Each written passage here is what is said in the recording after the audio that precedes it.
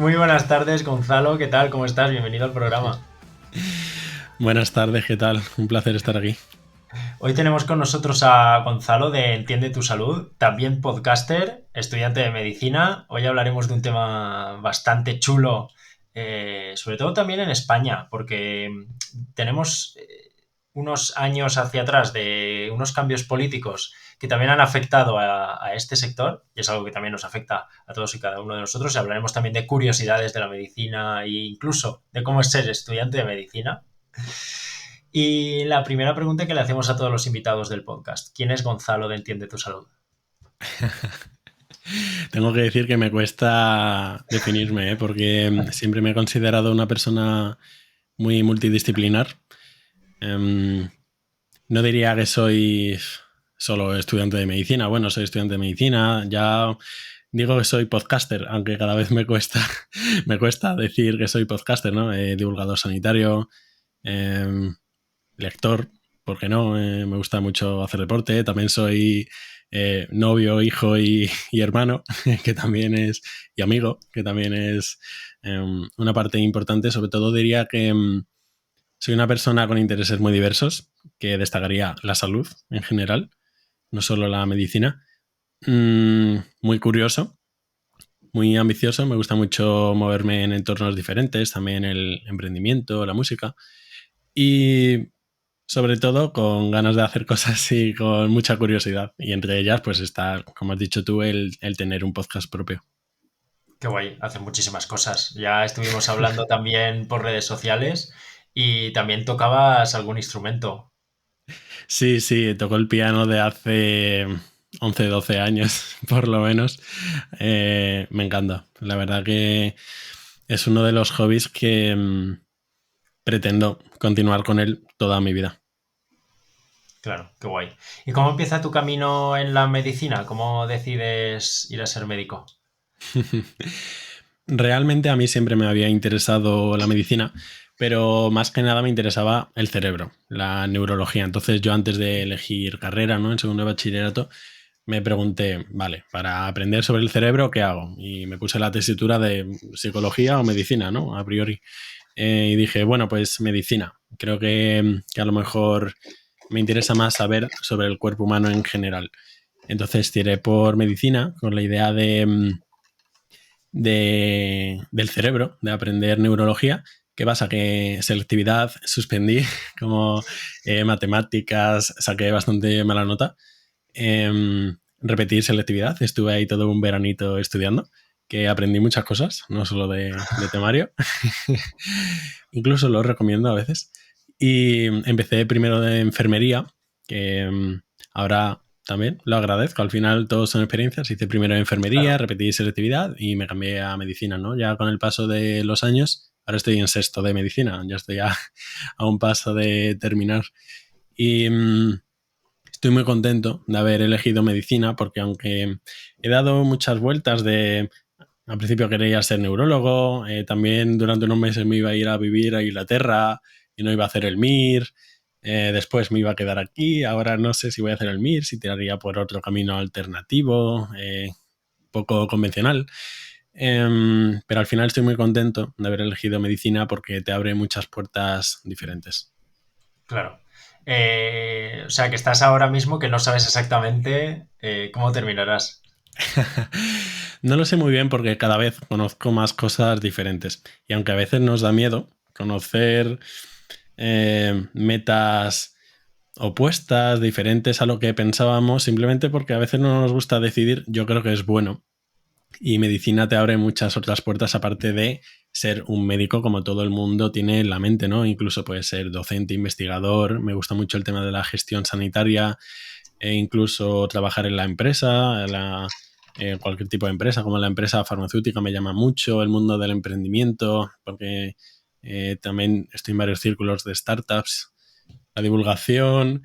Es que hay tantos caminos. Gonzalo, por favor, basta, ¿eh? Todo no se puede en esta vida. ¿Por qué no? No sé, no sé qué voy a hacer. Claro.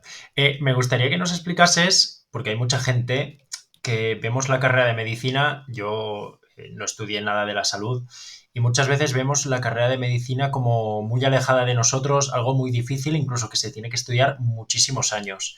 Eh, ¿Cómo funciona exactamente la carrera de medicina? Y la pregunta casi más importante, ¿cuántos años pasan desde que empiezas a estudiar medicina hasta que ya eres oficialmente médico?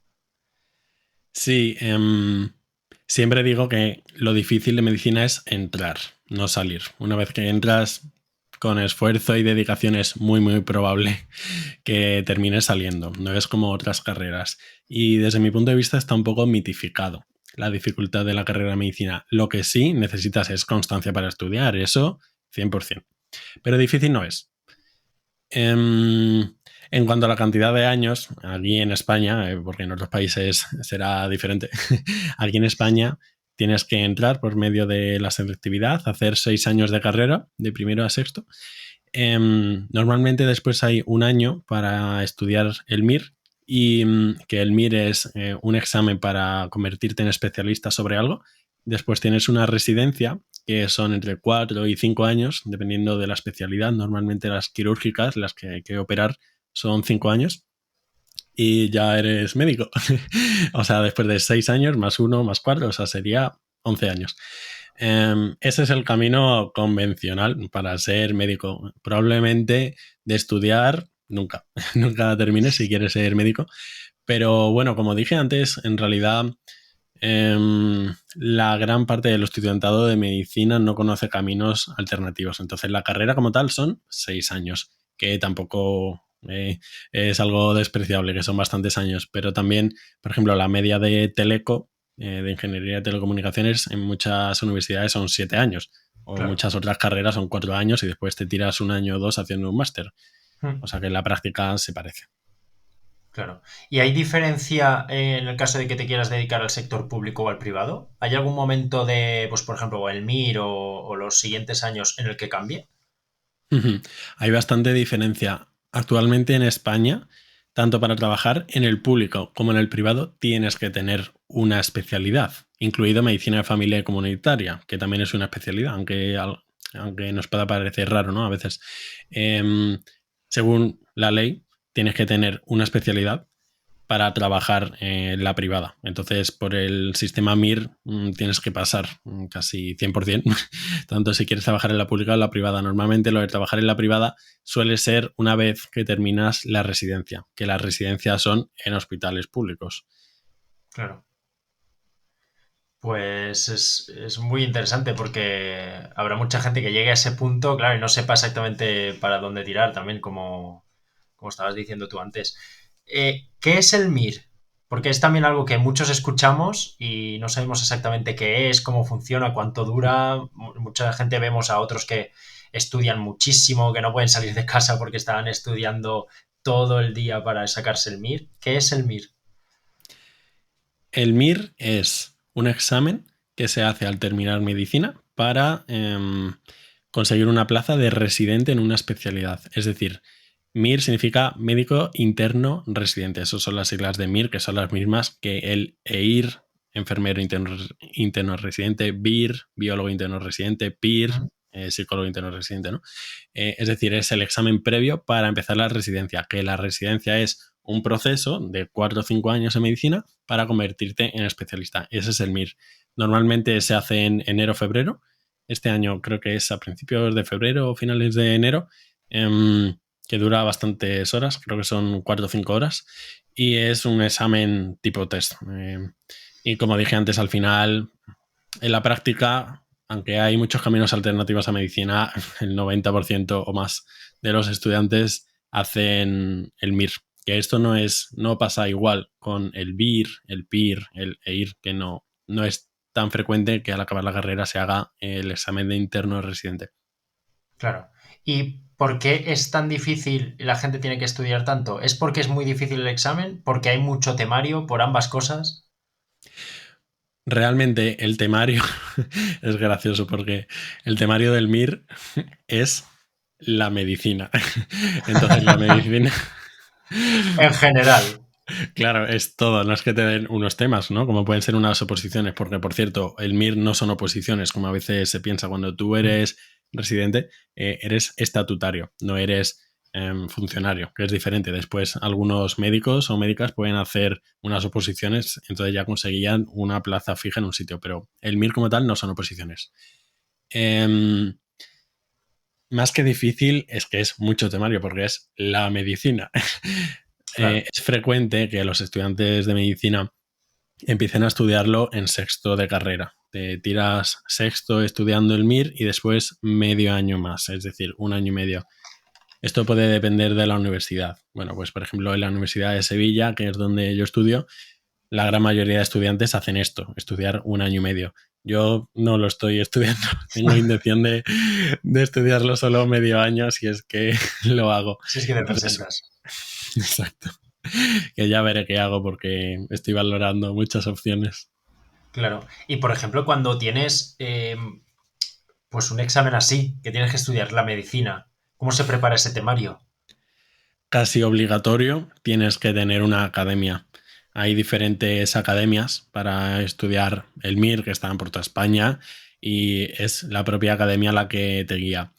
Desde luego, para prepararte el MIR recomendaría 100% una academia, a menos que no sea la primera vez que lo haces y tú te ves con capacidad para hacerlo tú solo. Seguro que también hay preparadores individuales, pero aunque son caras, estamos hablando de 3.000, 4.000 euros o así. Pero bueno, si cuentas la cantidad de horas, te vale más caro la academia de inglés, pero no deja de ser mucho dinero. Claro. ¿Cuántas horas suelen ser las academias de para sacarse el MIR? Pues cuando se empieza a estudiar en sexto, suele ser más o menos unas 2 horas por la tarde de estudio y a lo mejor horas a la semana pues serán como 8 horas de clase. Y durante el intensivo, que es de verano al enero, o sea, como medio año, o a noviembre más o menos, pues serán 6 horas al día, más o menos, es bastante, y solo se descansa los domingos. Claro Yo que he es. decidido que este año voy a preservar más mi salud mental, aunque ya es bastante buena, pero este año estoy yendo a las prácticas de hospital toda la mañana de 8 a 3, que esto me lo preguntaba el otro día una amiga mía, me decía, Jope, si no te estás preparando el MIR por la tarde, ¿qué estás haciendo? Y le decía yo, vivir, Vivir. vivir. Por ejemplo, que estoy todas las mañanas de 8 a 3 en las prácticas y por las tardes a veces se nos olvida, joder, pues estoy Claro. con mi familia, con mis amigos, yendo al gimnasio, leyendo, haciendo el podcast, haciendo lo que quiera, tío. Claro, muchas veces nos encerramos en que por tener la edad que tengas, ahora lo que te toca es estudiar. Si tienes tiempo, pues incluso estudiar y trabajar o estudiar dos cosas, porque es el momento que te ha tocado y ya dentro de 15 años, cuando tengas otras responsabilidades, ya lo pensarás, ¿no? Y eso también es un paso importante que yo creo que hay que tener en cuenta. Sobre todo yo creo que aquí a lo mejor hay que tener más criterio propio, porque medicina está muy bien, tiene partes buenas y partes malas que el camino esté bastante predeterminado, porque tú haces selectividad, haces la carrera, estudias un año, haces la residencia, después eres adjunto, está todo guiado y la realidad es que si haces medicina vas a trabajar. No nos podemos quejar de otras carreras, nos podemos quejar de las condiciones laborales, del sueldo, y esto lo digo yo también como representante estudiantil. Claro. Pero em, la parte buena es que tienes el camino muy guiado, pero esto también tiene una parte negativa. Entonces, si te quieres salir un poquito de lo establecido, bueno, pues te puedes encontrar bastante oposición y yo creo que tienes que tener cierto criterio propio en este sentido. Claro. ¿Qué tal es la carrera de medicina? O sea, ¿cómo la ves? ¿La ves bien, moderna, un poco anticuada? La veo mejorable. Estamos dando clases como las daba Unamuno. Lo que pasa que en vez de leer una pizarra verde, estamos leyendo una pizarra digital. Y esto es la realidad. Es un problema que te pueda sacar medicina sin ir a clase. Entonces, ¿para qué voy a clase? Si me puedo Claro. sacar medicina o cualquier carrera, ¿no? Pero hablo de medicina, que es lo que conozco, aunque también he estado en enfermería. Si te la puedes sacar sin ir a clase, es que algo no se está haciendo bien. Probablemente la carrera de medicina sea demasiado teórica. Esta mañana lo estaba hablando con un profesor. Ya en cuarto de medicina, es que es ridículo. Hay algunos trimestres que a lo mejor vas un día a prácticas de hospital. Es decir, que estás tú en el quirófano o en la consulta un día. Es decir, que todo lo demás es teórico. Probablemente haya que darle un reenfoque, hacerlo más práctica y desde luego modernizar e innovar la docencia, porque ya va siendo hora de cambiarlo hacia Unamuno. Claro. Porque me imagino que te habrá pasado, si no me equivoco, en los años de... Claro, tú estás haciendo ahora las prácticas, pero en los años de carrera tú vas alternando, ¿no? Entre clases y prácticas. Esto puede depender y ser diferente según la universidad. Lo normal es que de primero a segundo normalmente sean todo clases teóricas y seminarios, que muchas veces en la práctica son clases teóricas también. En tercero se empiecen las prácticas de hospital, que puede ser estar en la consulta de alguna especialidad, o estar en el quirófano, o estar en la planta, que significa ver a la gente ingresada. Y ya de tercero a quinto cada vez hay más prácticas de hospital y sexto suele ser todo rotatorio clínico. Eso es lo que suele ser normalmente. Entonces, todos los años tienes tanto teoría menos y práctica, menos sexto, que suele ser solo práctica. Claro. ¿Y cómo fue tu salto de la teoría a la práctica? Por lo que estábamos hablando del sistema educativo, ¿viste mucha diferencia o fue mucho choque el tema de haber estudiado y tal, como cuando ya te sueltan a la vida real, que dicen, vale, ahora aquí tengo un paciente y tengo que actuar? El aprendizaje que se adquiere en la práctica es mucho menos rápido, pero mucho más profundo. Cuando tú te pones a leerte un tema, pues te puedes aprender la dermatitis atópica de pe a pa, ¿no? Pero a lo mejor en ese rato has visto solo un paciente, pero la información y el conocimiento que adquieres gracias a verlo en la realidad es mucho más profundo. El salto a mí me motivó y realmente esto le ocurre a muchos estudiantes, te motiva a seguir estudiando. De hecho, yo abogaría porque las prácticas en clínica incluso empezasen en primero, aunque sea para ir a la consulta con un médico. Obviamente un chiquito de primero no se va a poner a hacer de médico, ¿no? Claro. Pero sí que creo que es importante acercar cuanto antes a la realidad y a las prácticas Claro. porque te motiva. Que lo vea desde dentro, ¿no? Ujú. Claro. ¿Qué tal las clases en la carrera de anatomía y esas cosas? Que me imagino que serán las más llamativas, ¿no? Pero por las prácticas de disección y todo esto, Sí. dices. Sí, normalmente hay una sala de disección en el que hay pues cadáveres. Que muchos, seguramente algunos no conozcan esto, muchos son los mismos de hace años y a lo mejor hay uno o dos cada clase entera y Que los pobres normalmente están ya machacadísimos, ¿no? están machacadísimos, abiertos por todos lados.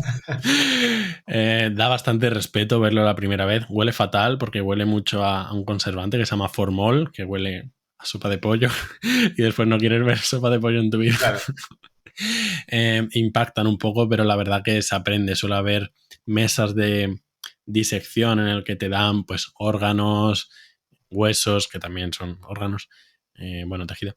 Y está guay. La verdad que las prácticas de anatomía están bastante bien. se ha desmayado alguien en clase. Sí, en clase y en el quirófano, porque la Hombre, primera vez claro. que te metes al quirófano y yo me acuerdo, la primera operación que vi fue un cáncer de colon y jope, era, bueno, esto es un poco explícito, todos los intestinos fuera y era como, wow. Claro, Hay bastante gente, amigos míos, que se han desmayado en el quirófano. claro. Es que hay otra cosa que es el tema de la visión que tienen los médicos y seguramente los cirujanos de un cuerpo humano es muy, muy diferente a la que podemos tener nosotros en cuanto a, pues lo que tú dices, los intestinos fuera, que hay que hacer esto tal. O sea, cuando un cuerpo está en el quirófano, no así tan frío, pero es como es un muñeco. Cuando lo ves en una cámara de fuera es como si estuviesen maniobrando un muñeco.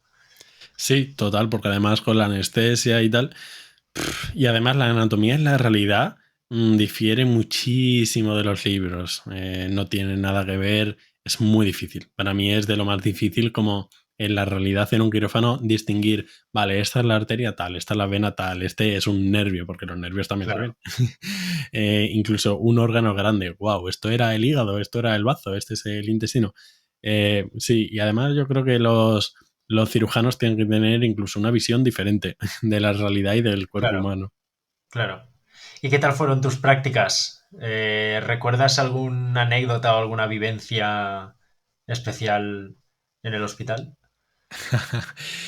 Hay vivencias buenas y malas. Bueno, de todas se aprende. Voy a decir agradables y desagradables, no buenas Claro. y malas. Pues bueno, aquí voy a tirar un poco a lo mejor de sesgo de disponibilidad, es decir, de lo último que me he encontrado ahora mismo que estoy en sexto, que son todo prácticas aquí en Sevilla, estoy en pediatría y estoy en un área que se llama enfermedades neuromusculares, que son relación de los nervios con el músculo. Y, jope, hay situaciones muy duras en las que ves a chicos jóvenes, estamos hablando de 3 años, 4 o 5 de pediatría, ¿no? Que tienen una enfermedad diagnosticada incurable, que tú sabes cómo va a acabar, que hay algunas que sabes que a los 12 años van a acabar en silla de ruedas y a los 20 años van a fallecer. Y, joder, tío, es impactante, ¿no? Ver ahí el niño con 3 años que ya está teniendo problemas de andar, a la madre o al padre, a los dos, a la abuela, lo que sea, ¿no? Ayudando al niño. Y se aprende mucho, tío. También situaciones así, pues en cuidados paliativos. Me ha cambiado bastante la visión. Son experiencias que te hacen crecer como persona. A mí me ha hecho valorar más mi vida. Claro. ¿Te las llevas a casa, esas experiencias? A mí la verdad que no me causa mucho malestar una vez que estoy en casa. Entiendo que también tienes que intentar desligarte un poco una vez que sales de la consulta, porque si no, yo lo pienso, jope, si tratases todos los días de tu vida con estas situaciones, creo que es un poco inevitable llevarte algo a casa, ¿no? Pero opino que tienes que intentar desligarte un poco porque es que si no, te amarga. Claro. No, sí, sí, por la cantidad de personas que tú puedes ver al día y la cantidad de enfermedades que puedes ver. Ujú. Bueno, que también hay situaciones muy buenas de gente, pacientes que vienen, te agradecen muy bien y no todos los procesos son graves. Y afortunadamente la medicina ha avanzado muchísimo, incluso procesos que podríamos pensar muy graves como el cáncer, ¿no? Actualmente se cura más de la mitad de los casos de cánceres. Y eso es algo que no se sabe. Em, o sea que no todas las cosas son Claro, malas y son desde malas. luego, claro, a mí me encanta ir a prácticas. Pasa que hay situaciones que son más duras. Claro. ¿Recuerdas algún caso que te haya sorprendido e incluso te haya hecho cierta gracia dentro de la gravedad del asunto? ¿O que hayas dicho, esto no puede ser? Bueno, gracias. No quiero decir la palabra gracias, ¿no? Bueno, hay muchos. Pues mira, sí. Mira, sí, te voy a contar uno. Em, bueno, no quiero decir que es gracia, ¿no? Porque al final esto no es algo bueno, pero vino una chica que tendría pues 20, 21 años, ¿no? Con su pareja, que era una chica y un chico, y venía que le dolía la barriga, como con náuseas, ¿no? Que tú piensas, bueno, una chica joven, vamos a hacerle un test de embarazo, ¿no? Pero la chica esta tomaba pastillas anticonceptivas, ¿no? Entonces, a priori es como prácticamente imposible quedarse embarazada y el test de embarazo dio positivo. Y la chica se quedó, pero si me estoy tomando las pastillas, bien, ¿no? Tal. Y yo con el médico le dice la médica, bueno, a ver, ¿cómo te tomas las pastillas? Tal. Y, y dice la chica, sí, pues un día me la tomo yo y otro día se lo toma mi novio para los efectos secundarios. Y nos quedamos, ¿Cómo? no puede ser. Ostras, es que, claro, en ese momento, a ver, te Hay entran muchas ganas de, cosas. yo creo que te entran ganas de reírte, pero no puedes. Exacto, son las situaciones. Es que hay muchas cosas que. Esto es fallo nuestro, ¿eh? Fallo de los sanitarios, cosas que damos por hecho y no tienes que darlo por hecho, tío. Otro caso así como gracioso que yo lo comento con mis amigos. Lo comento rápido. Una persona mayor, ¿no? Que tendría 70 años, así, un hombre con asma que ingresaba muchas veces por asma y cuando ingresaba y se le daba los típicos inhaladores del asma, pues mejoraba bien, ¿no? Entonces era como raro, ¿no? Que ingresase tantas veces, pero la medicación funcionase, ¿no? Total. Me siento ahí con el médico a ver, señor, póngase la medicación, ¿no? Porque la medicación del asma es difícil ponértela, los inhaladores, tienes que tener una Mm. técnica.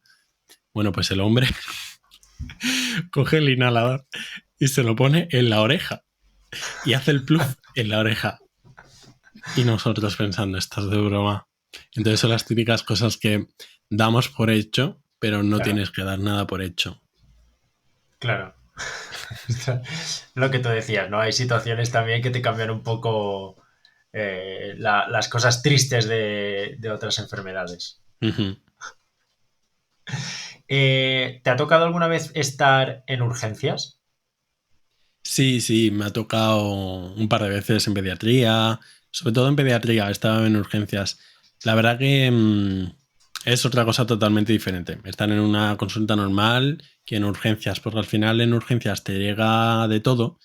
Em, a veces entre los sanitarios hay bastante pues mofa o crítica de que vienen cosas banales, ¿no? De, jope, otro niño que viene con mocos y fiebre que no es nada, ¿no? Pero a veces te llega algo grave, tío, y tienes que estar atento. Y yo creo que es un mensaje erróneo, ¿no? Lo que a veces se dice por redes sociales. Bueno, sobre todo porque yo estoy en el mundillo médico, ¿no? De Mm. Twitter y, bueno, de X, ¿no? Y tal. Que hay mucha crítica de como, jope, vienen a urgencias tonterías. Bueno, tío, es que la gente no tiene por qué saber que son tonterías. Tu Claro, papel como médico, como sanitario, también es calmarles y decir, mira, pues esto no necesita tal, pero no tienes que banalizarlo desde un inicio. Yo creo que esto es un fallo que hay y hay que dejar de hacer estos comentarios de que la gente viene por tonterías, porque para la gente no son tonterías, porque es claro. su niño de no sé cuántos meses que tiene fiebre y pues a lo mejor es su primer hijo o tal, pues no es una tontería para esa persona. Claro. No, y al final pagarán justos por pecadores y a lo mejor algo que parece una tontería en ese momento te pilla, pues, yo que sé, cabreado, cansado, lo que sea, lo tomas como una tontería y dentro de un tiempo puede ser algo peor. Al final pueden ser muchísimos factores que se juntan por ambas partes, pero sí, por algo se tiene que empezar, como tú bien dices. Hay mil factores, tío. Al final todo es multifactorial, ¿no? Y todos los Claro. problemas complejos no se resuelven con soluciones simples, pero sí, esto hay múltiples factores. Claro. Y has comentado una cosa antes muy importante, que es el tema de la salud mental, que yo sé además que te gusta a ti hablar de ello, porque lo comentabas, yo hago también por las tardes, pues estoy con mis amigos, con mi familia, tal, para cuidar también mi salud mental. Eh, ¿Cómo la ves tú la salud mental desde tu posición? Primero te voy a preguntar por los pacientes. ¿Cada vez llegan más pacientes con temas de ansiedad, depresión, etcétera? Sin ninguna duda. Cada vez hay más gente con problemas de salud mental. Entonces, claro, esto te hace preguntarte por qué. Uno, por un lado, por qué. Y por otro lado, si el dato es cierto, ¿no? Porque también muchas veces se comenta que, bueno, se diagnostican más, pero antes ya existían. Mi opinión, que es una opinión sustentada en papers, en clases, en Mm. libros científicos, ¿no? O sea, es una opinión, pero es una opinión fundada. Hay más problemas de salud mental, sobre todo en el COVID y con la pandemia y el confinamiento hubo un repunte importante. Y yo no creo que sea simplemente porque se diagnostican más. Yo creo que hay más problemas de salud mental. También puedo entender que vivimos de algún modo mejor que nuestros abuelos. Pero bueno, también hay muchos otros problemas, tío. La incertidumbre laboral, que afortunadamente pues yo no lo tengo, ¿no? Pero hay muchos jóvenes, incluso en España, creo que somos el país número uno con más paro juvenil, ¿no? Y esto es algo muy importante. Sobre todo yo diría que han aumentado los trastornos de la ansiedad, en el que hay diferentes, ¿no? La ansiedad típica, pero bueno, dentro de los trastornos de la ansiedad, que es como algo paraguas, también hay otros como la fobia social y otros, ¿no? Y incluso el TOC, el trastorno obsesivo compulsivo, y también los trastornos del ánimo, que sobre todo la depresión en el ánimo, ¿no? Claro. Han aumentado. Mm, yo no entiendo muy bien por qué, pero obviamente es algo también multifactorial que es que no lo sé. No sé por qué han aumentado, pero sí creo que es importante seguir dando voz y que se pueden hacer cosas como facilitar el acceso a la terapia psicológica, porque sí, también muchas veces se dice esto de, bueno, todo el mundo tiene que ir a psicólogo. Bueno, tío, paga tus 60 euros la sesión, ¿no? Claro. Que no todo el mundo puede. Y desde luego incluir a los psicólogos en el sistema sanitario público lo veo fundamental. No sé si se podrá cubrir la demanda, pero el sistema actual no funciona, porque si das una sesión de psicólogo cada 3 meses, pues no te funciona. Claro. Y es algo importantísimo. Claro. Yo creo que también influirá bastante que antes el tema de la salud mental no se hablaba para nada. De hecho, era como mejor no Tabú. hablar de ello porque pasabas a ser el apestado, el débil, el flojo. Y por suerte cada vez se le da más visibilidad y habrá mucha gente que se pueda ver en algunos ejemplos de otros que sí que dan la cara y digan, coño, pues a mí me está pasando por esto, por esto, por esto. Y se normalice un poco más y se haga más natural. Ujú. Yo creo que se está dando visibilidad tanto a nivel institucional como a nivel de profesionales haciendo de divulgadores. Bueno, haciendo no, siendo divulgadores, quiero decir, y por parte de personas que han padecido problemas de salud mental. Y creo que es importante que se haga esto. También muchas veces, sobre todo entre los divulgadores de salud mental, se comenta mucho que hay que tener cuidado con los mensajes porque hay muchos mensajes que probablemente puedan hacer daño, pero en general yo creo que es bueno que cada vez haya más divulgadores hablando de salud mental, que se hable en distintos entornos, incluso pues eso, mi podcast, aunque a priori puede ser de medicina, también traigo muy de vez en cuando psicólogos, y también que las personas se sientan cómodas para hablar de problemas de salud mental, yo creo que acompaña muchísimo. Ver que hay muchas otras personas con problemas de ansiedad, con problemas sociales de otro tipo, yo creo que te acompaña mucho y que está muy bien que esté habiendo esta ola a favor de preservar la salud mental. Claro. ¿Y qué tal la salud mental en la parte sanitaria de tus compañeros, la tuya? Porque lo que tú comentabas, empiezas a tratar con niños que sabes que a lo mejor dentro de X años van a fallecer. Etapa COVID, que estás trabajando y no para de llegar gente que te puede contagiar una enfermedad que te puede también matar. Vives situaciones de estrés en el trabajo, tratando con gente, todo tipo de enfermedades, etcétera. ¿Qué tal la salud mental de tanto enfermeros como médicos? Fatal, gracias. Muy, muy, muy mejorable. Actualmente el 47% de los estudiantes de medicina en España tienen trastorno de ansiedad, que los datos los tengo como súper frescos, ¿no? Porque desde el Consejo Estatal de Estudiantes de Medicina lo tratamos mucho. Con unas tasas muy importantes de trastornos del ánimo que pueden rondar el 20-30%, con depresión me refiero. Incluso más sorprendente, un 11%. Uno de cada 10 estudiantes de medicina ha tenido ideas autolíticas. Autolíticas significa de suicidio. Es decir, o sea, tú estás en clase, que podemos ser 80, ¿no? En clase 70, 80, 90, y uno de cada 10, o sea, 8, pues, 8 personas han tenido ideas autolíticas. Esto es heavy. Em, Mucho. bueno, como curiosidad, porque tengo muchos datos random ahí en la cabeza, la carrera con más ideación autolítica es veterinaria, medicina es la segunda. Y realmente el estudiantado de medicina es un colectivo de riesgo y también los profesionales sanitarios en general, pero bueno, entiendo que yo puedo hablar más del colectivo Claro, médico más que enfermería y otros sanitarios, ¿no? La razón de esta serán varias. Como tú dices, bueno, que no todas las especialidades obviamente tienen la misma carga que tú comentas, ¿no? Porque alguien que se dedica a ver por el microscopio pues seguramente no tenga claro. este apego, ¿no?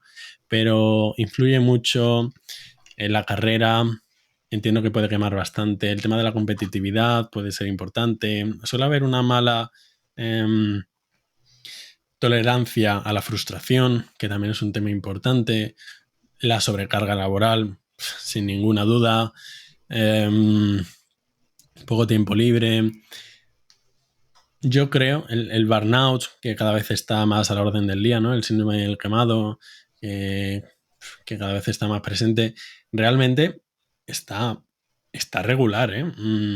Cada vez hay más bajas, por depresión, por ansiedad. Y es importante cuidar a los que cuidan, porque Claro, si no, no podemos cuidar. exactamente. Es que yo creo que hay una cosa, claro, tú puedes querer ser médico, tú puedes querer curar a personas, que sea dentro de tu cabeza, como dice el meme, ¿no? Espectacular. Pero claro, un día llegas a la consulta y te llega un niño con cáncer. Claro, y la cabeza te puede hacer, puf, aunque lo habías visto en teoría, aunque te lo hayan explicado, claro, enfrentarte a esa realidad puede decir, ostras, claro, es que son cosas que ya dejas el profesional a un lado y como persona, Ujú. seas quien seas, te puede tocar y decir, yo no quiero hacer esto. Sí, aunque yo recalcaría que creo que la problemática creciente del tema de la salud mental en los profesionales sanitarios no va tanto de la mano de eso, porque eso ya existía hace 50 años, incluso Claro, peor, porque se curaba menos enfermedades, sino por el tema de las condiciones laborales. Yo creo que va más encaminado de por ahí. claro. ¿Cómo son las condiciones laborales de un médico? Pues tío, son jodidas. No son las peores del mundo. Sí, será mejor que en Cuba, por decir un ejemplo, ¿no? Pues porque conozco médicos en Cuba.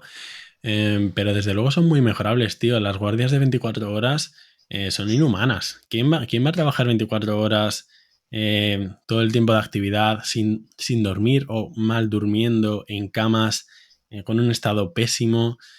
Eso por un lado, las guardias de 24 horas.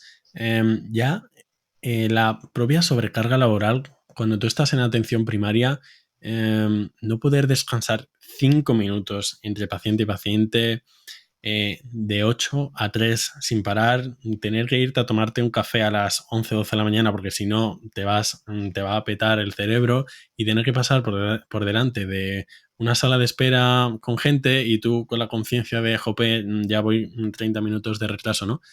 Em, el tema del cupo, eso, tener que estar 7 minutos con un paciente, que obviamente eso no es bueno ni para los pacientes ni para los médicos. Las condiciones son muy mejorables y realmente en España son peores que en otros países, son peores que en Portugal, que en Francia, que en Suiza, que en Alemania, y el gobierno se tiene que poner las pilas porque cada vez hay más gente que está mirando el irse. Yo vengo de una charla de cómo hacer la residencia en el extranjero y había más de 300 inscritos. Que esto no es más que un reflejo del malestar que causa el tema de las condiciones, porque los estudiantes no se quieren ir fuera de España, o esto Claro, es una minoría. Lo que no quieren es aceptar unas condiciones que son mucho peores que en el país vecino. claro. ¿Qué es lo del cupo que has comentado de los 7 minutos? Que eso me ha resultado curioso. Sí, perdón, cupo es un concepto que significa el número de pacientes asociados a un médico. Por ejemplo, un médico de atención primaria pues puede tener 1.500 personas, ¿no? En su cupo. Ese es el ¿Mm? concepto de cupo, que es diferente de lo de los 7 minutos, que los 7 minutos es que está establecido que tiene que haber entre 7 y 8 minutos por paciente, lo cual obviamente es lo que se sienta la persona mayor, te cuenta qué tal ha ido su vida, qué tal está su marido, se te han ido Que han 6 pasado minutos. 5, sí, claro. Claro. Otro concepto que yo no entiendo para nada es el tema de las guardias. ¿Cómo puede ser que una persona que me tiene que atender a mí, que se supone que seguramente tendría que ser a lo mejor la profesión en la que trabaje menos horas porque más fresco tiene que estar y más atento, pueda atenderme después de 23 horas de trabajo, por ejemplo? O sea, ¿por qué eso funciona así? Es que no, yo creo que no tiene ningún sentido que una persona pueda trabajar 24 horas en ningún tipo de trabajo, pero menos aún en uno en el que tiene que estar 100% atento a la persona que te viene, porque si a mí en mi trabajo me pasa que después de 5 o 6 horas la cabeza ya no te funciona como en la primera hora, en la salud y después de tantas horas es imposible que te funcione bien, igual para el último paciente que para el primero. Es terrible, tío, y además el tema de las guardias ha ido en detrimento en los últimos años. Hemos ido mejor en otras cosas, pero el tema de las guardias ha ido a peor. Igual que el tema del salario, que el salario no es lo primario, pero hombre, es importante. Pero claro, sí, uno Eh, trabaja para pero, comer. exacto, sí, de vocación no se come. Claro. Y precisamente es en esto de la vocación muchas veces en lo que se sustenta mucho de los abusos, porque eh, se dice mucho y se tiene mucho la narrativa esto de que, bueno, tienes que tener mucha vocación, ¿no? Bueno, sí, tío, pero de vocación, como hemos dicho, no se come. Claro. Y muchos abusos se sustentan en esto. En otros países, lo de las guardias, el máximo son de 12 horas, no de 24. Bueno, esto probablemente sea mucho más razonable, el tema de las 12 horas, que, bueno, también es con descansos y tal. Mm, y incluso en no pocos hospitales españoles, y esto va en contra de la ley, muchos médicos y muchas médicas después de trabajar 24 horas no libran al día siguiente. Esto quiere decir que según la ley, si estás un día de guardia 24 horas, al día siguiente no tienes que trabajar, ¿no? Claro, Pues descansas esto, 8 y sigues trabajando. exacto, esto en la práctica no se cumple. Pues ¿qué esperas? Al final los residentes y los médicos están quemados y acaba la residencia muertos. Y las guardias, para mí es uno de los problemas más importantes, porque al final consigues que los trabajadores, porque al final son trabajadores, acaben descontentos. Claro. Sí, sí, por supuesto. O sea, hay gente que termina descontenta trabajando una hora más de su horario de 8, como también puede ser normal. Pues imagínate echando tantísimas horas. Y a todo esto, las horas de guardia no se cotizan. Que esto es otra Ah, de las bueno, cosas que no tiene sentido. Bueno, ¿y por qué no? claro. Eh, Durante la época COVID, ¿te tocó trabajar? ¿Te tocó prácticas? Se suspendieron todas las prácticas hasta que ya la situación se había aliviado bastante. Yo durante el COVID estaba en segundo de carrera y básicamente lo que tuve son clases online y se pasó todo a online. Esto, pues bueno, trajo bastantes perjuicios. La situación fue la que fue y ya está. Se hizo lo que se pudo, se podían haber hecho cosas mejor. Yo seguramente si hubiera estado al frente hubiera hecho también infinidad de cosas más, ¿no? Claro. Pero desde luego la docencia online empeoró la calidad en muchos sentidos, pero como digo, creo que de algún modo se hizo un poco lo que se pudo. Y yo no tuve prácticas y la mayoría de estudiantes tampoco.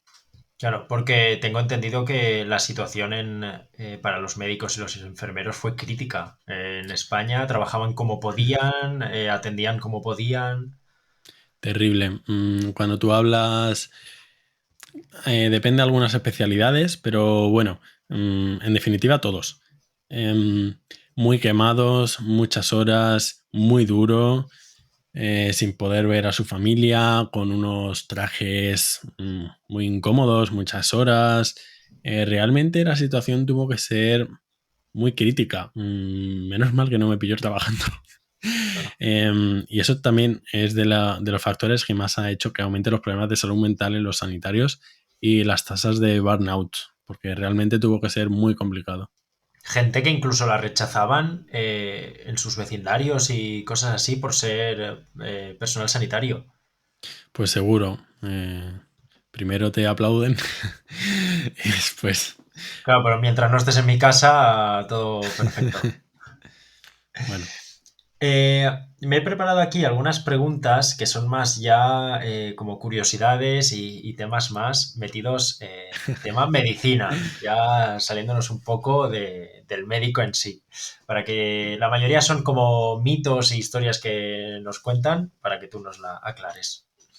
La primera es, ¿el frío nos puede resfriar? Lo típico que nos dice nuestra madre, cúbrete que hace mucho frío y vas a coger un catarro". El otro día estaba comentando esto, casualmente.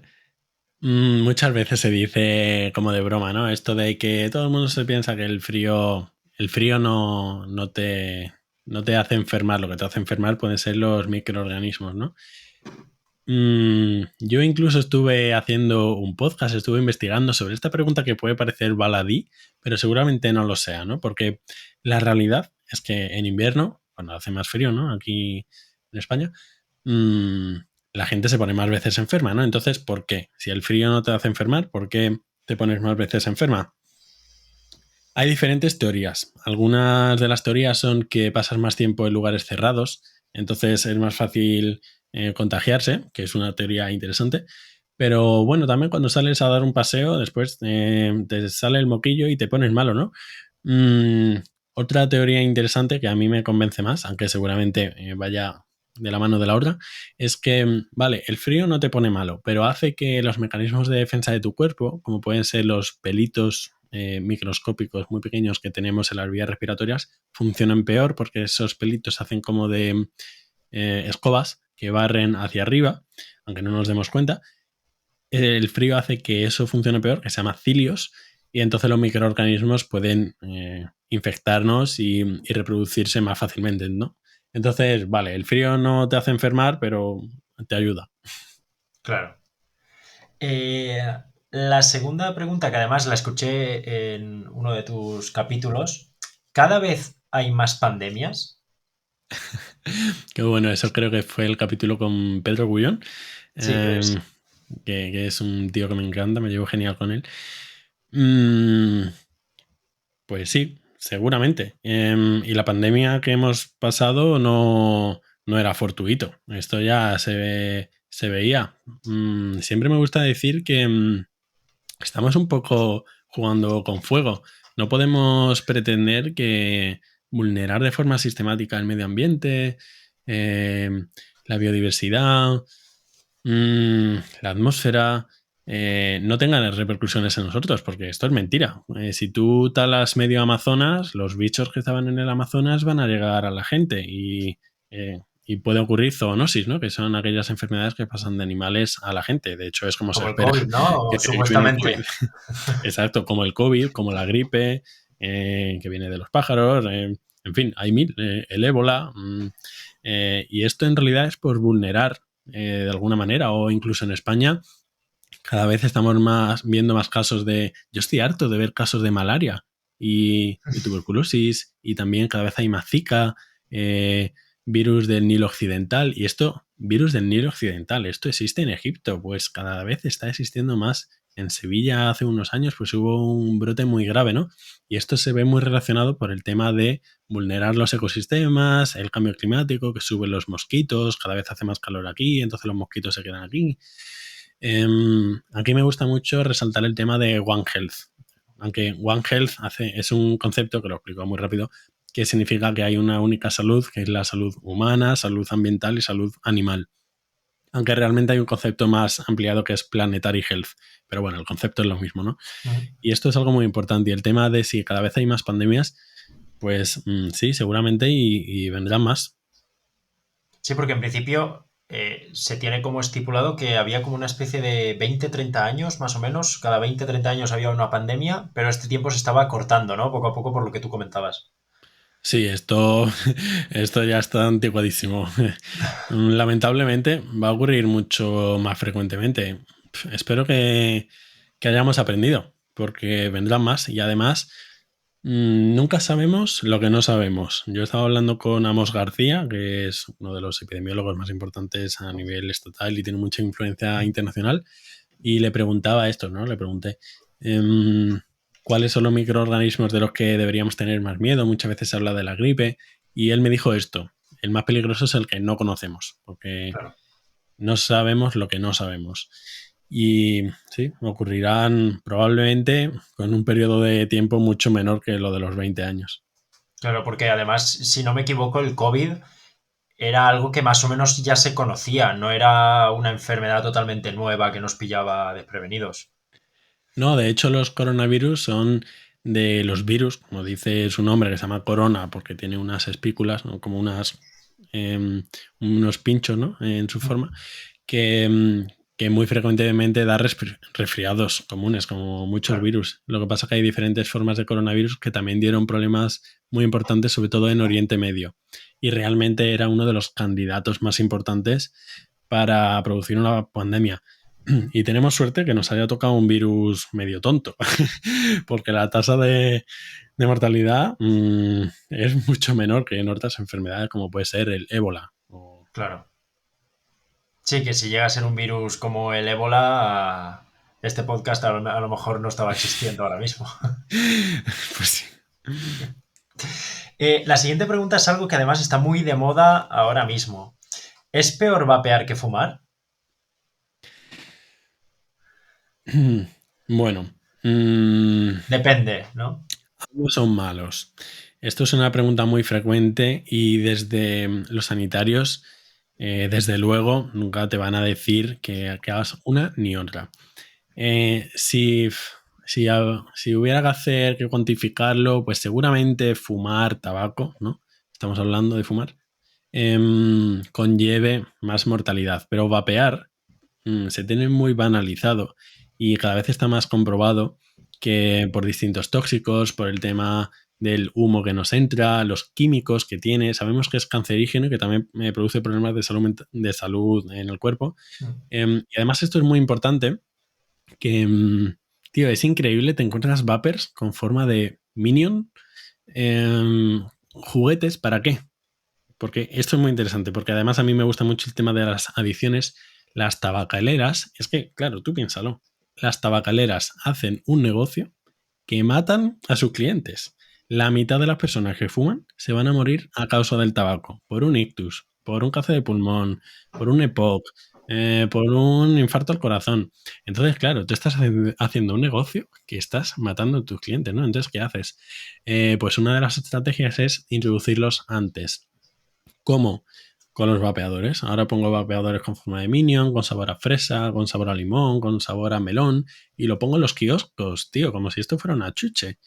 ¿Y esto qué hace? Aparte de que ya es perjudicial el vapeo, hace que se normalice el hecho de fumar. Pero es que lo interesante es que esto no es la primera vez que se hace. Esto ya se hace con, no sé, con los ultraprocesados, ¿no? El McDonald's, el Happy Meal, ¿qué te trae? Un juguetito, ¿no? Para los Claro. niños, para intentar meter a los niños. O otro dato, ¿no? Así random. McDonald's es de los principales facilitadores de comida a los comedores de colegios estadounidenses. McDonald's. Pues entonces, ¿qué comida esperamos que tengan los chiquitos? Así tienen la tasa de obesidad más alta del mundo, ¿no? Y estas estrategias de introducir a niños, a jóvenes, es algo que se mantiene en muchas sustancias hedónicas, que ya puede ser los ultraprocesados, el tabaco, el alcohol. Claro. Lo hablaba en un capítulo con Antón, de la drogopedia de Antón, que claro, el tabaco lo que tiene es que, en principio, si todo va bien, entre comillas, desde que tú empiezas a fumar hasta que tu causa de muerte es el tabaco, pueden haber pasado a lo mejor 30, 40 años. Claro, durante esos años ha sido muy rentable. Por eso al final es una Ujú. droga que también es legal, porque pasa tanto tiempo que, pues, que se banaliza ese efecto perjudicial, ¿no? Del tabaco. Mm. Esto lo hablaba yo con Andrés Zamorano, que era el presidente del Comité Nacional de Prevención del Tabaquismo, que es un tío muy interesante con el que me encanta hablar. Mm, si ahora mismo saliera una sustancia como el tabaco, no sería legal. Claro. Em, Probablemente, bueno, es que cuando un tercio de la población fuma a diario, porque en España es un tercio, un poquito menos, esos son muchos votos. No nos interesa esto, perder tantos votos.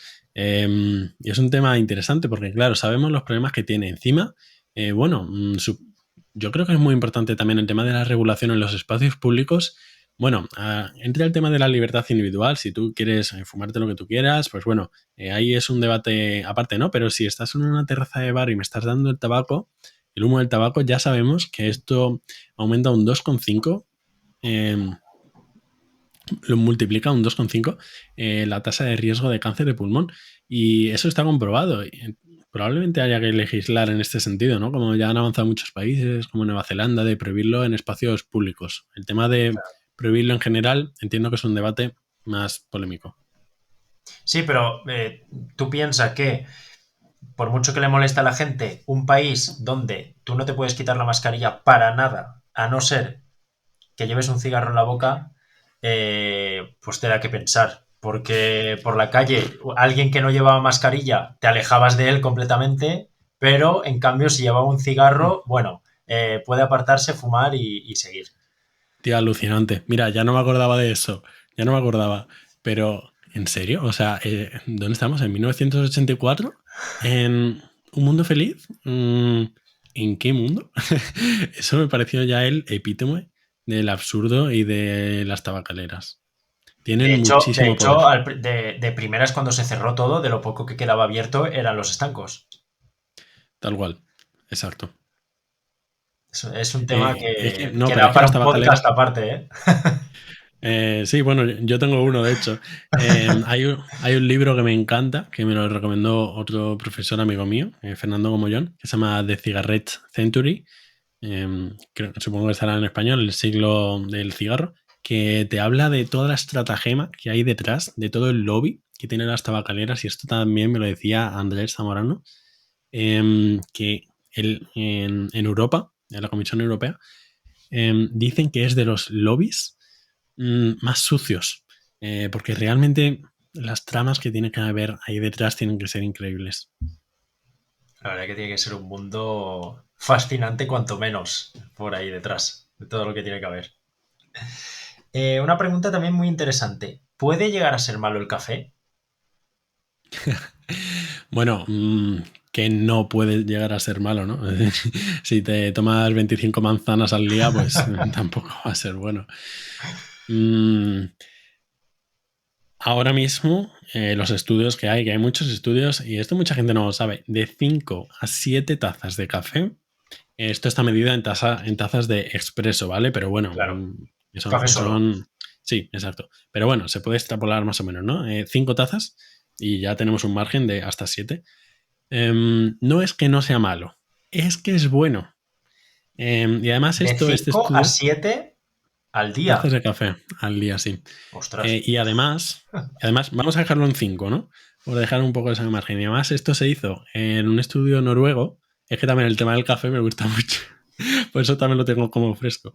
Esto se hizo en un estudio noruego, pero es que además los noruegos se echan mucho más café que en España. No sé por qué, por lo que sea. Entonces ya incluso este número de 5 a 7 estamos siendo Claro, bastante pueden ser cautos, 10 ¿no? nuestros, a lo mejor.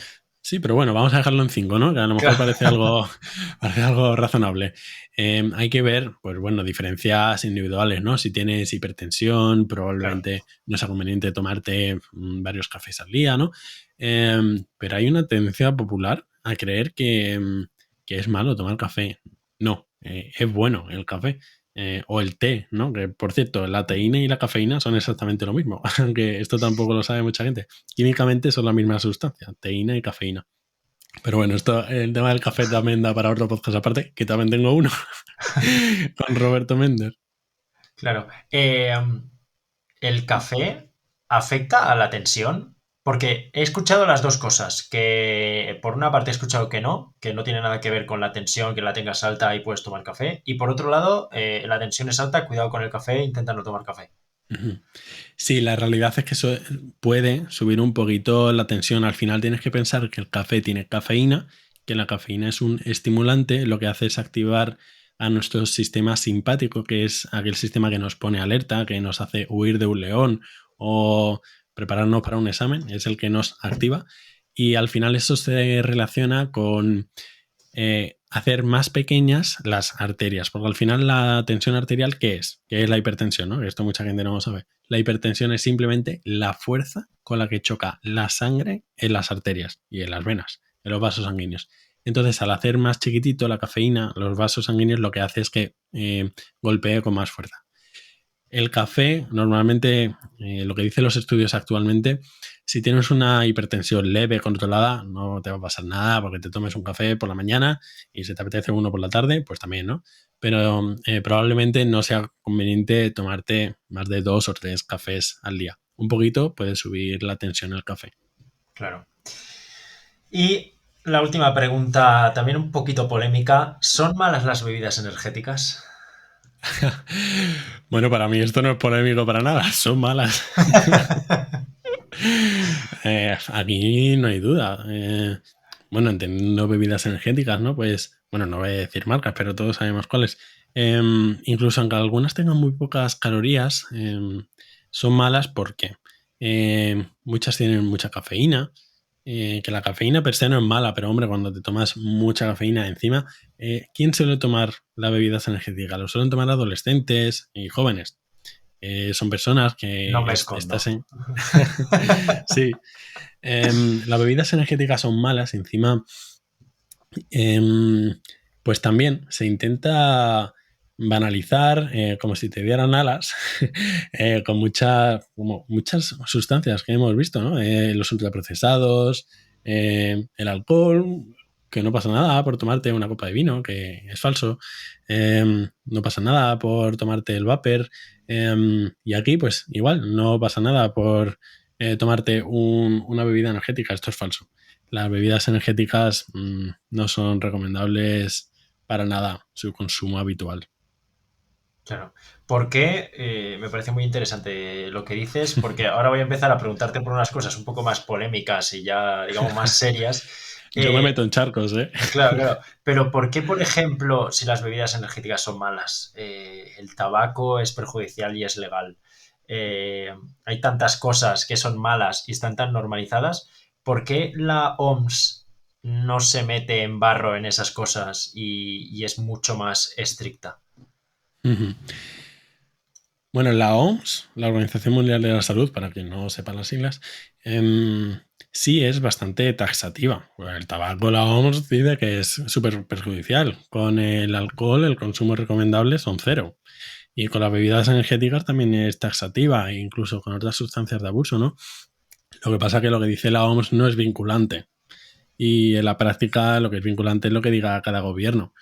Em, Mi opinión personal es que bueno, hay varias cosas. Primero tienes que tener en cuenta que hay muchas... En España, socialmente, está muy enraizado el tema, por ejemplo, del alcohol o del tabaco. Y el de las bebidas energéticas, pues también está bastante enraizado. Incluso patrocinan eventos deportivos enormes, lo cual bastante es moralmente cuestionable, porque encima, ¿a quién se orienta estos eventos o los eventos en streaming que tienen millones de personas? ¿A quién? A los jóvenes. Otra vez las mismas estrategias, ¿no? Es que al final es curioso cómo siguen las mismas estrategias porque funcionan al final. Entonces, estas sustancias son legales. Bueno, entiendo que tampoco puedes equiparar una bebida energética con una sustancia de abuso, ¿no? Pero son perjudiciales. Por un lado, están enraizadas y por otro lado, también hay que valorar el tema de la libertad individual. Bueno, es un dilema complejo, Claro. pero desde luego yo creo que es importante y lo mejor seguramente no sea prohibirlo, sino sea regularizarlo. Ya saldrá el tema de la ley seca, ¿no? Se nos viene a la mente, ¿no? Que puede hacer un efecto rebote, pero desde luego regularizarlo. Hablando de las bebidas energéticas, porque es lo que me preguntas, no puede ser que el streamer que tiene millones de personas que encima son jóvenes, son adolescentes o son niños. Si es que a los streamers le ven niños de 8 años.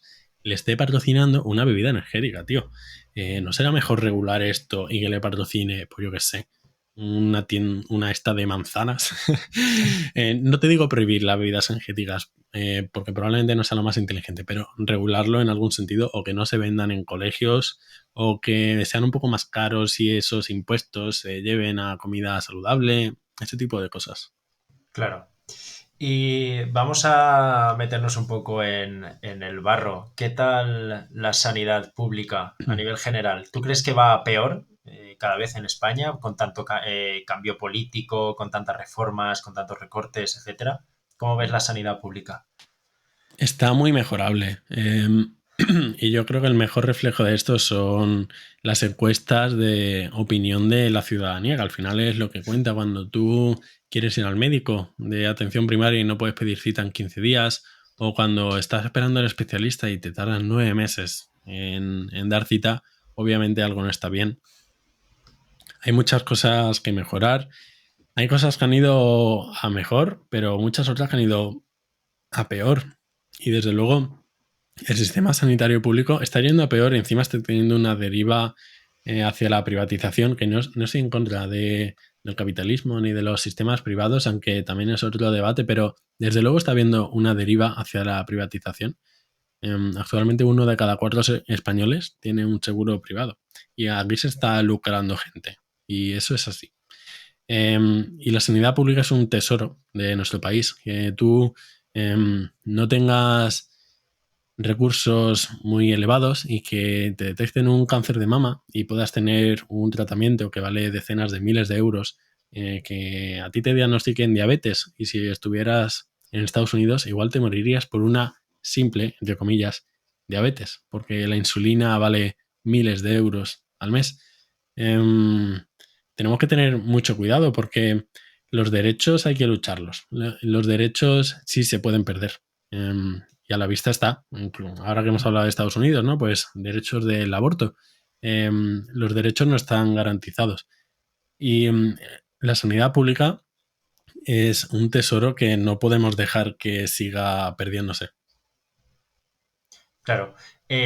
Cuando los políticos se les llena la boca diciendo que nuestra sanidad es de las mejores a nivel mundial, ¿tú crees que tienen razón? ¿O está un poco exagerado? Bueno, desde luego no era solo los políticos, también en la población general estaba mucho el discurso este, ¿no? De que éramos la mejor sanidad del mundo. La mejor, desde luego que no. Tendremos cosas buenas y de las más accesibles sí seremos. Hay cosas que mejorar, pero de las más accesibles sí somos. Eso también hay que decirlo. La mejor no. Y esto lo dicen los rankings internacionales. No fuimos los mejores en la gestión del COVID. Somos los mejores en algunas cosas, en trasplantes de órganos y donaciones, en, bueno, pues diferentes cosas, ¿no? Pero en general hay cosas que mejorar. Claro. Yo, por ejemplo, te cuento mi caso. Yo, gracias al trabajo, tengo acceso a sanidad privada. Pero ya te digo, gracias al trabajo. Si no fuese por eso, pues a lo mejor no me daría tanto para poder pagarla mensualmente. Y sí que es verdad que gracias a ello, yo la mayoría de cosas que me puedan pasar, voy directamente a la sanidad privada. Pero porque ya sé que yendo a la sanidad pública, primero lo que tú comentas, ¿te duele una pierna? Vale, en la sanidad privada voy a tener la semana que viene seguramente una resonancia. En la sanidad pública es prácticamente imposible llegar a esa resonancia en menos de, a lo mejor te digo, 4 o 5 meses.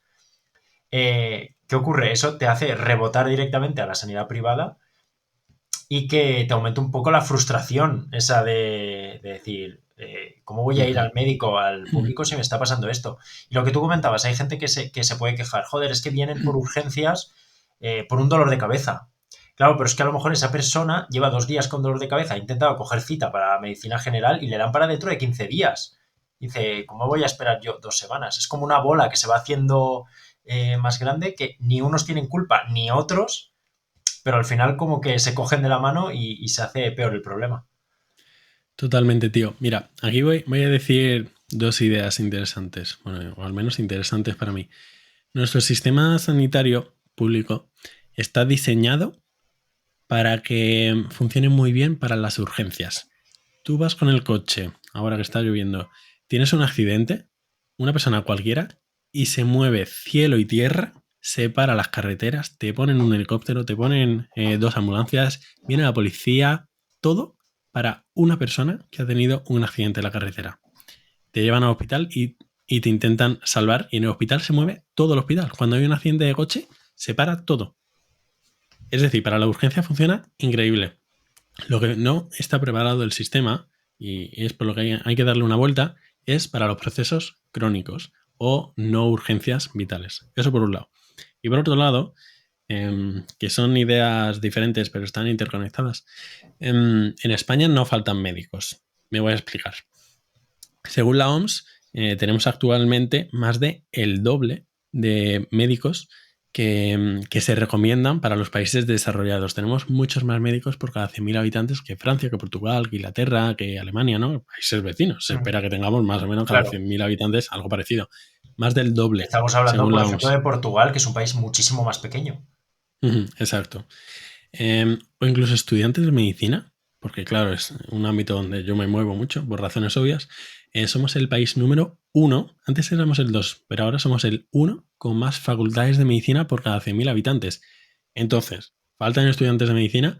Bueno, pues si somos el país número 1 en facultades de medicina por cada 100.000 habitantes, o sea, en proporción, obviamente estudiantes no faltan. Y médicos tampoco faltan, según los organismos internacionales. Entonces, vale, entonces, ¿por qué hay un problema con las listas de espera y todo esto que estamos hablando?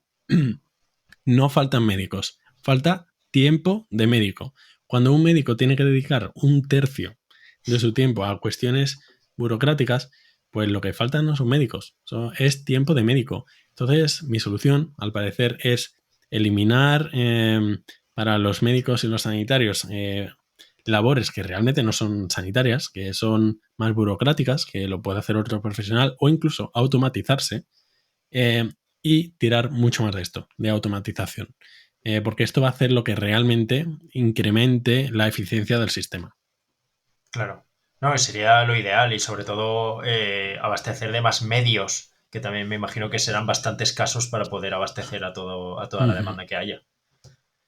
¿Cómo afectan los cambios políticos a la sanidad pública? Porque desde fuera nosotros vemos que si recortes, que si cambios, etcétera. Pero claro, desde dentro, ¿cómo se vive eso, los cambios que pueda haber?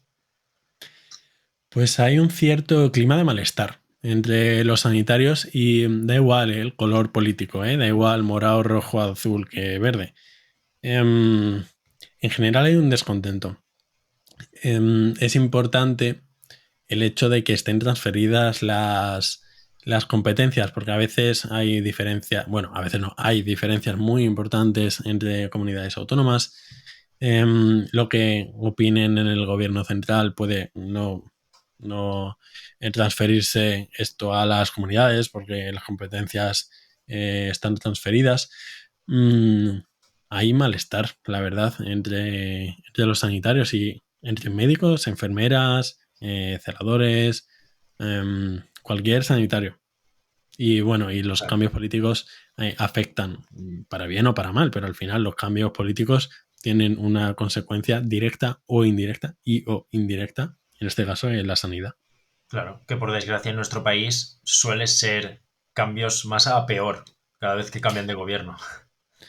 Sí, bueno, yo tiendo a ser optimista. No me atrevo a decir que siempre suele ir a peor, pero desde luego hay cosas que se podían haber hecho mejor.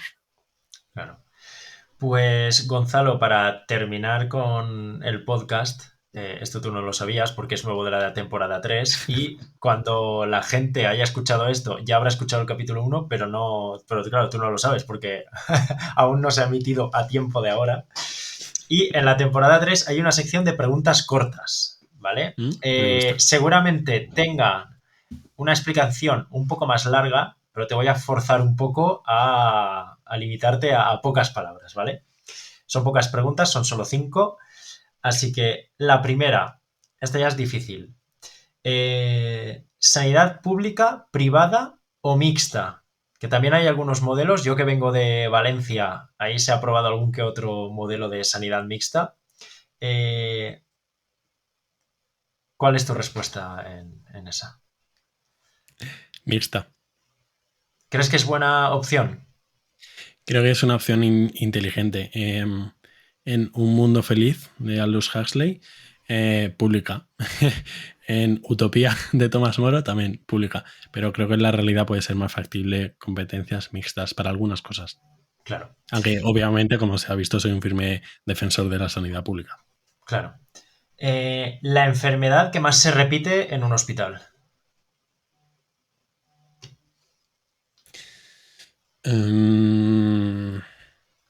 ¿Ansiedad?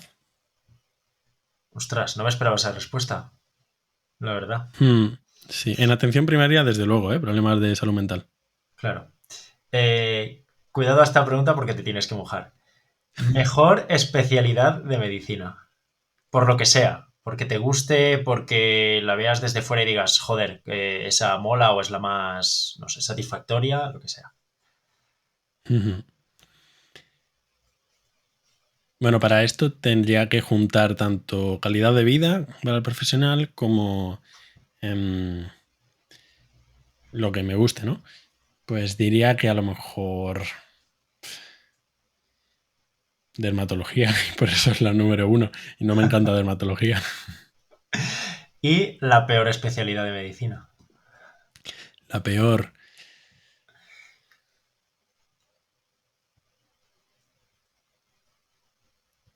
Ojo, cuidado que ahora mismo están mirándote todos los médicos. Una quirúrgica. Para mí una quirúrgica y no me voy a mojar porque soy el representante nacional de estudiantes de medicina. Y la No, pero última, es broma. que es así un poco más graciosa. Imagina que eres cirujano y estás operando, ¿vale? ¿Qué preferirías? ¿Reírte cada vez que coges un objeto o llorar cada vez que te hablan? Buah, prefiero llorar, ¿eh? Reírme. Llorar se puede pasar más disimulado, ¿no? Exacto, tío. Qué bueno.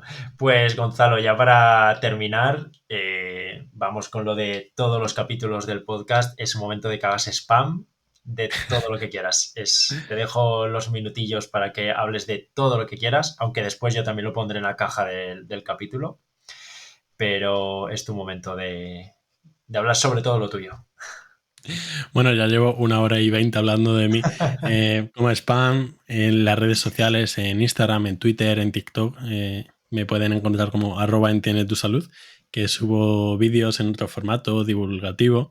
En Twitter me mojo más. Cada vez soy menos divulgativo y más polémico. Pero nada, broma, subo cosas divulgativas. Y mi podcast, Entiende tu Salud, que ya va pues por 120 episodios y que me ha dado muchísimas cosas. Y también gestiono y participo en algún otro podcast, como el podcast del Consejo Estatal de Estudiantes de Medicina, @cem_medicina en Instagram. Y ese es todo el spam que voy a hacer. Mis redes sociales, @entiende tu salud. Que está muy bien. Muchas Que gracias. está muy bien porque hay muchísimas cosas y porque no te ha dado por meterte en otras divulgaciones porque también podrías. Por ahora, por ahora. Y ya la última pregunta, ¿a quién te gustaría ver entrevistado aquí en el podcast? Pues me gustaría ver al psicólogo Dani Blázquez. Pues me lo apunto y voy a por él. Me Dani parece un Blázquez, tema muy interesante. Tengo muchas ganas de traer un psicólogo al podcast.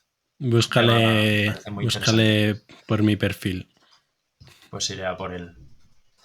Pues Gonzalo, un tremendo placer tenerte aquí. Me ha parecido divertidísima la charla. Creo que hemos aprendido muchísimas cosas pues por ejemplo, lo del resfriado, que muchas veces suele ser algo que tenemos en casa todos los días. Y me lo he pasado súper bien. Espero que tú también. Muchas gracias, Abel. La verdad que me he sentido muy cómodo. Yo también creo que ha sido un podcast muy, muy enriquecedor. Muchas gracias a ti. Pues nada, Gonzalo, te mando un abrazo enorme. Un abrazo.